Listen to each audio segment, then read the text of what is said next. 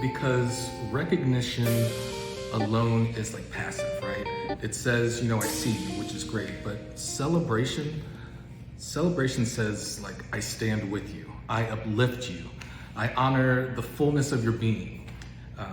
Especially, in a time where rights are being debated and identities are being politicized, joy becomes a radical act. Pride Month isn't just about parades, and it's not about just rainbow flags. It's about reclaiming space in a world that still tries to, make people feel small or invisible. I would say that public spaces are, where we breathe, where the culture breathes. And if queer folks like me can't breathe there, then the space isn't truly public, right? Places like museums, libraries, these public spaces are more than just buildings. They're more than just really institutions, really. They're memory holders, they're story shapers. There are reflection points for who we say belong. When a library hosts like a drag story hour, or when a museum center hosts like queer artists of color, when a school proudly flies a rainbow flag, or when a festival highlights queer joy on the main stage, it tells the world like, you matter here. This is a place where you matter. Your story deserves light. This is a wonderful question. I advocate by making sure that our policies in the school district don't just sit on paper, right? But kind of stand up in practice. Protection isn't passive, it's proactive, and that's a key.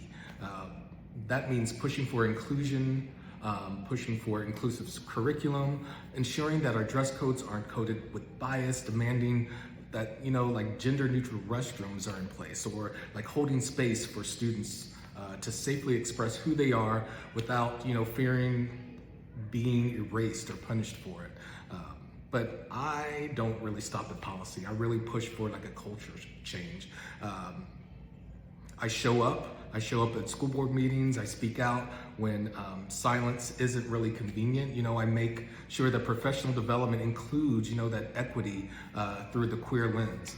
And when decisions are being made, I really do ask those hard questions, like who's missing from the conversation, or who does this decision really protect, and who might this decision really harm? Man, you just keep on coming with them. I would say you start by understanding that, allyship isn't just an accessory. It isn't something just to do because it seems cool. It's an actual action.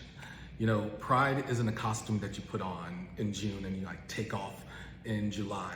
It's a daily choice to show up. It's a daily choice to speak out. It's a daily choice, to shift systems that you can control.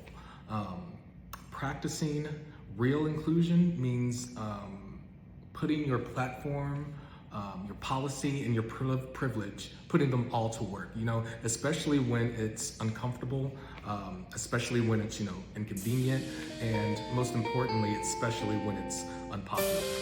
Now,